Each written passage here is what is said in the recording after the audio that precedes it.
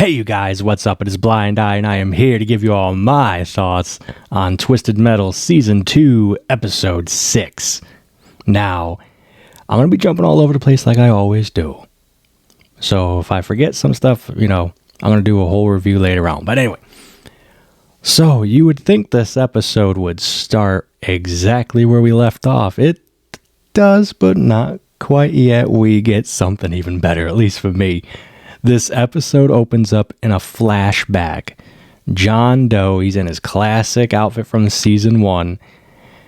And we also see someone in like street clothes, long hair, and he's spray painting the sign with red spray paint that says Calypso is real, and it's obviously him, which is awesome. This is so cool. Like, I had in my head, like, oh, dude, like, who's, like, spray painting Calypso is real? Is it, like, could it be a cult? That would be cool. Cult to Calypso. Shout out to David Jaffe and Gabbin Games and Madhouse. That would have been cool if it would have been a cult to Calypso. No, it was actually him doing it. He'd spray painted, like, over 300 signs, which is crazy. And so he's doing his thing.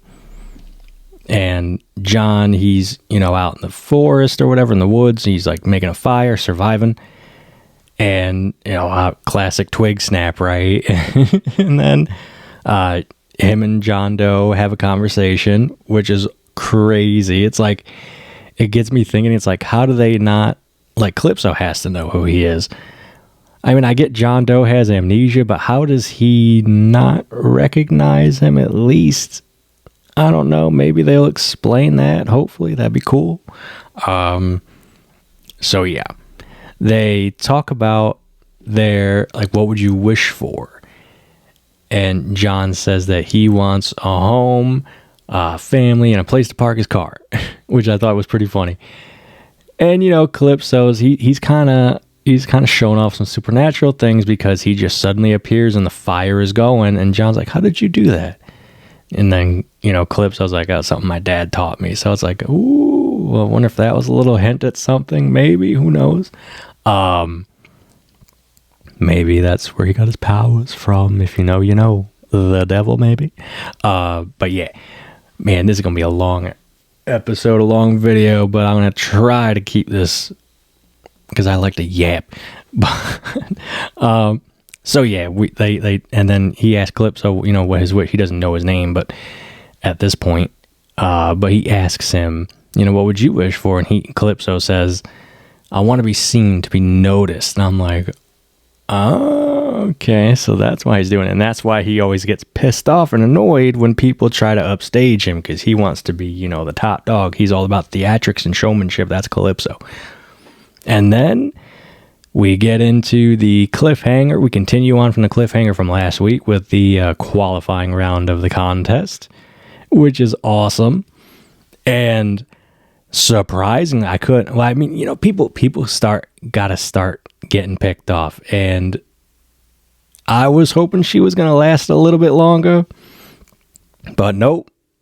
Dollface is gone. She got impaled with a harpoon from the Knights in Nebraska, and then yanked off the ATV, like Scorpion style, like get over here type shit, which is cool. And so she has her health pack with her package, and she knows what to do. She knows she's screwed, and now she knows, at least if I gotta go, I'm gonna take these Knights in Nebraska guys out with me. So that's what she does. She shoots her health pack, which turns red. Game over. Missile comes flying in, just obliterates them. And everybody else, they make it to Tournament City. They make it to the checkpoint where they need to go. Calypso's got a stage set up, which is cool. He's like raring to go. And Raven's the first one to make it in. And for some reason, it says I wouldn't park there if I were you. I was like, okay, why? I guess maybe because the other cars were going to be coming in. I don't know, but nothing happened. I thought there was going to be something that happened with that. Or maybe he's like, hey, don't like park your shit next to my stage. I don't know. But then, since Sweet Tooth and Stu were fighting it up with Grim, and Stu kind of screwed Sweet Tooth over a little bit on that shot, He's pissed, rightfully so. And so he like slams Mike against the truck, and he's like, oh, he's pissed. His hair is still on fire, but it's cool because you see it dissipate, and it's just like, it just stops. And it's just like, you see like the smoke coming off. It like doesn't even affect him. He's just like doing his thing. And he's like, hey, you know, we're both agents of chaos. It was, you know, but if you mess with me again, if you get in my way again, I will end you. So it's like, okay, yeah, we all knew, like we see the cracks forming in that bond and that partnership. So it's gonna be cool because we all know that Mike and Stu are gonna be back together and crushing it in the competition, hopefully with Hammerhead Monster Truck. And so, you know, there's more stuff about Dave, so we'll talk about him too while I'm on the subject. Dave, I do not trust him. I do not trust him. He's a cannibal, man. Something's up. He's playing a part. He's playing a bit. I bet you this dude, there's going to be something that happens, and he's just going to be like, oh, where's Dave at? And then you're going to find out that he's like eating a corpse or some crazy shit.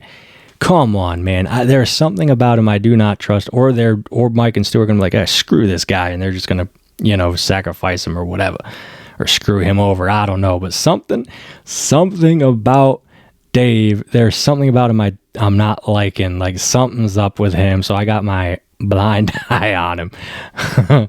So what's cool now is, so they're all, okay, Calypso does this thing, welcome to Twisted Metal, and this is it, let's go, baby. So they all get on this school bus, and it's so funny, like Calypso's like got a microphone in the head of the bus, like he's like the teacher, principal, whatever. It's so funny. Sweet Tooth is threatening Grim, and Calypso's like, hey, no, I have one rule: no killing outside of an official round. And so, of course, everyone's like, oh, come on. Hey, that's the rules. It's, you know, no, you ain't messing up my tournament. They eventually make it to the school. And on the side of the bus, as it drives away, you see the names Jaffe Campbell High School. That's a nice cameo, because Jaffe is David Jaffe and Campbell is Scott Campbell. They are the two creators of Twisted Metal. And that was a nice little shout out to them. That was awesome. And so it's kind of like, now it's like, okay, now we're getting the high school drama type episode a little bit, which is pretty funny. Calypso shows up. He's like, okay, there's a garage for all your cars. That's where your cars have to be. You can work on them and upgrade them as much as you want in between rounds. There's a cafeteria. There's a gym that's open 24 hours, 3 meals a day in the cafeteria. You know, he's just giving them the tour and whatnot. And then he's like, all right, now here's your roommates who you're going to be bunking with. Obviously, Stu and Sweet Tooth are bunking up together. Mike and Dave are bunking up together. The preacher, the two holy men with the preacher baby, they have to get their own room because of the, you know, the baby. And then Raven's bunking up with, who was she bunking up with? Was it Vermin? I think it was Vermin. Or I don't know. No. She's bunking up with Chucky Flute. That's right. She's not a fan of that. And Vermin, I think her and Axel are in a room, and she's like, oh, can we share? But he's like, fuck no. Dude, Axel's so good in this. I love it. And so now Raven, she goes to confront Calypso, like, all right, what the hell is going on? What is this bullshit? Calypso goes and puts her in her place. And now it's more concrete now than ever. Like earlier, you see him like kind of like, oh, he's in one place and then he's another. He just did it again with Raven. She turns around and all of a sudden, boom, he's right there. So it's like, oh, okay. And then this just solidified it and clarified it for me. His eyes turned jet black, demon devil black, pitch black eyes. The darkest eyes, the devil's eyes. Yeah. We got supernatural powers, baby, and I love it. Oh my God. Are you kidding me? Like, they messed with us with Grim. That was funny. That was awesome. No. Give me full-on super-powered Calypso, man. Give me that supernatural element of Calypso. Oh my God. Because I was thinking, I'm like, okay, I've been theorizing about this like ever since season 2 has been out. Like every day I'm always thinking about something. And I'm thinking, I'm like, wait, what if Calypso is like, he doesn't have any supernatural powers or anything? He's just rich boy with a shit ton of money. And then within reason, he's going to grant their wish. Oh, and then I thought, okay, what if they do that? And then like somehow he gets the supernatural powers from Minion or Mr. Ash, the devil, whoever. Oh no, they gave it to him right out the gate, but I hope they explain it. I want to see. I want a Calypso-centric episode. I just want an episode all about him, and oh my god, that would be the shit. Anyway, Anthony Carrigan's killing it as Calypso. Everybody's killing it as their characters, but obviously Calypso's going to stand out for me because he's my favorite character of the whole damn franchise. And I love how he like I said, he puts Raven in her place and he makes her nose bleed. He's like, oh, you got a little something, but I love the line where he's like dead serious. Like he ain't messing around. He says, he's all like, don't fuck with my tournament. And I'm just like, oh yeah, he ain't playing. And so then we move on. Everyone's bunking up, whatever. And I love how every time he shows up, because he shows up on the intercom again later on and tells everyone to go in the cafeteria. And then Quiet's like, oh, he didn't do the laugh. And then he does the laugh. And then when they're all in the cafeteria, he comes back in and the chime goes off again. I'm like, okay, they're going to do that every time he shows up because that's funny. So everyone's getting their food. Axel, poor man, the man can't even get he goes and reaches for a couple drinks. They shatter in his hand. He can't even open the door to get a sandwich, so he just loses it for like 5 seconds. Can anyone help me get a fucking sandwich? Oh, it was great. Mayhem goes and grabs like 3 or 4 drinks. I'm like, damn, she's ready to party. So Calypso comes in and this is it. He basically says, this is it. You get to see what you tell me what your wish is, and if you win, I will grant it. No questions asked, no strings attached. It's happening. So one by one, he calls everybody in this back room, and of course, when the first person leaves, which was the snowplow driver, Frostbite, she was saying. Well, later on, she says that her wish is to feel warm because she's frostbitten on her nose, on her chest, on a lot of places. And I thought about it. I'm like, man, you better have been specific about your wish, man. Because if you say you wanted to feel warm, it's Calypso we're talking about. He ain't going to grant it exactly how you want it. There's always going to be a twist to it, right? And so, like, what if he, like, sets her on fire or just, like, heats up her internal temperature so much that she just melts or roasts from the inside out? Like, come on, man. Or if she's in, the next round or whatever, and then she just goes out in a blaze of glory. It's like, oh, you got your wish in a way. You wanted to get warmed up. Well, here you go. Oh, I love it. I love the show so much. I love Twisted Metal so much. Can you not tell? So after Frostbite goes into the room, Sweet Tooth immediately goes after Grim, right? Like, this dude is pissed. And he's like, man, I could have killed you back in Blackgate, or I should have killed you back in Blackgate. And then he's like, well, I'm going to do it now. And Stu stops him. He's like, no, save it for the tournament. This is not why we're here. And so he calms him down a little bit, but Mr. Grim, he gets right back up and he's taunting him. He's taunting Sweet Tooth right back. He's changing voices. And he's just like, look, there's thousands of us here, and we can't ever get tired because we're just constantly going to switch it up. But you look exhausted. And so then he just walks away, he chuckles, and he, goes in the room, makes his wish, and then, everyone else files in after a while. The last 2 left is John and Quiet. So then they go in there, and I'm like, wait a minute. And it's like a forest looking setting. It's dark.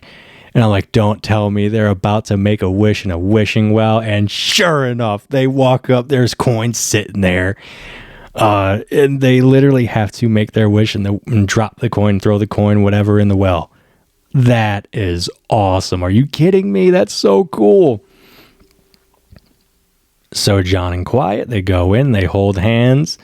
Quiet picks up a coin, and her wish is to bring down all the walls and, pretty much even playing field for everybody of all the cities, all that.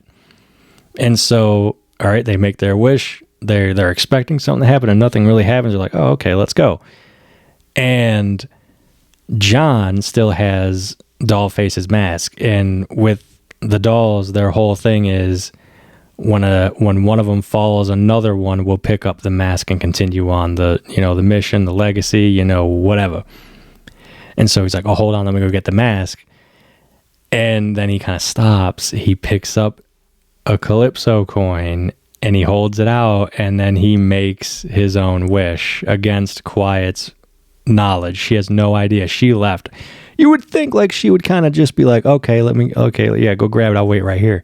No, she full on left the room. And then John, he goes, and we all know what's coming. His wish is that he wants his sister back. And that's where the episode ends. So there you go. There's my thoughts on Twisted Metal Season 2, Episode 6. Thank you all so much for watching, and I'm going to be right back for Twisted Metal, my review of Twisted Metal Season 2, Episode 7. Thank you all so much for watching. If you guys enjoyed the video, please go ahead, like, comment, subscribe, share, hit the notification bell to be notified when I upload new content. All that typical YouTube stuff that everyone says. Real quick, I'm a filmmaker. I make my own films. The Lunatic 2, Narrator Anthology Series, Episode 1, The Closet Creatures, Episode 2, The Abductors. Maybe there might be something Episode 3 related coming soon. You never know. I do fan films sometimes. Director from Halloween Horror Nights, HR Blood and Guts from Halloween Horror Nights, Scarecrow from DC Comics. There might be something announced fan film wise and original film wise. I'm always working on something. You never know. Subscribe and find out. Music stuff.